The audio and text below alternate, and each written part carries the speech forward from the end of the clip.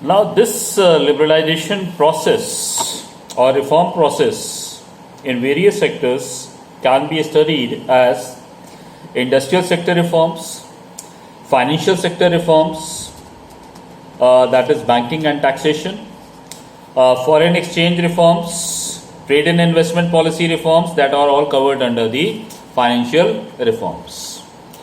Now, first of all, let us take upon the industrial sector reforms. Now, industrial sector reforms basically, firstly was the reduction of the industrial licensing. Now, under liberalization,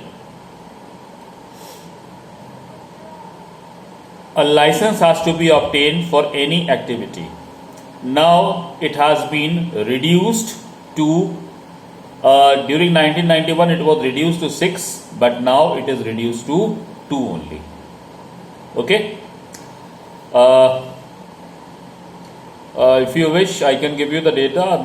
However, it is not that much required. Okay.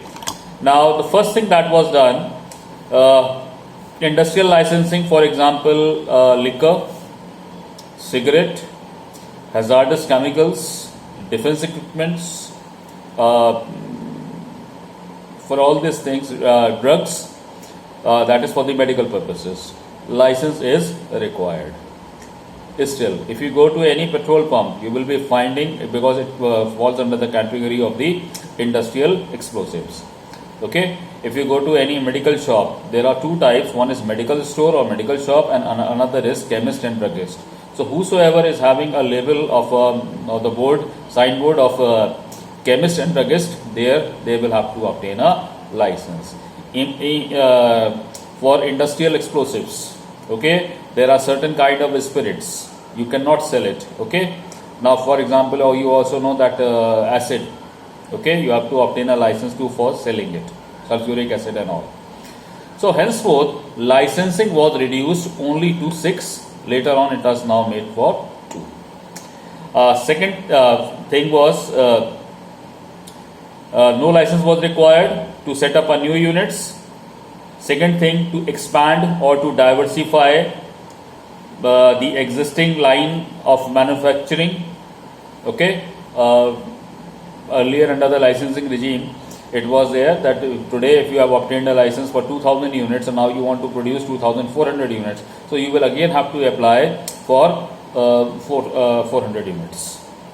Or you want to diversify your product, again go through the same process of obtaining the license. Now this thing was ended. Anybody can do any kind of work other than the 6 that have been enlisted.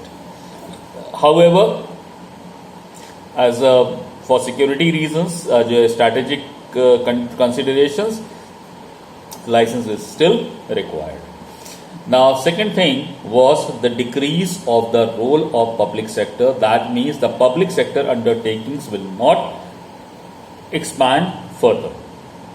It will now contract only to defense equipments, okay, atomic energy generation and railways. Now, defense is also open to the public, from public sector to private sector. You must have seen a defense expo that has taken place in Lucknow.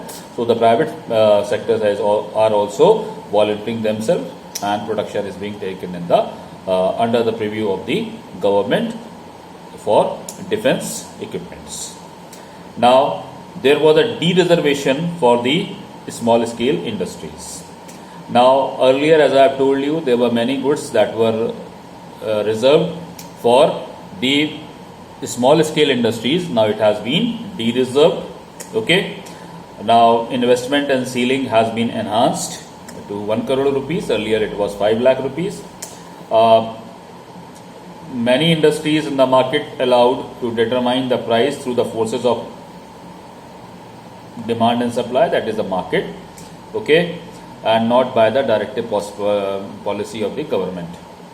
Now there is an act that is known as Monopolies and Restrictive Trade Practices, MRTP Act. Okay, and now with the introduction of the liberalization and expansion scheme, the requirement of the large companies to seek prior approval for expansion, establishment of new undertakings, merger, amalgamation, it were all eliminated.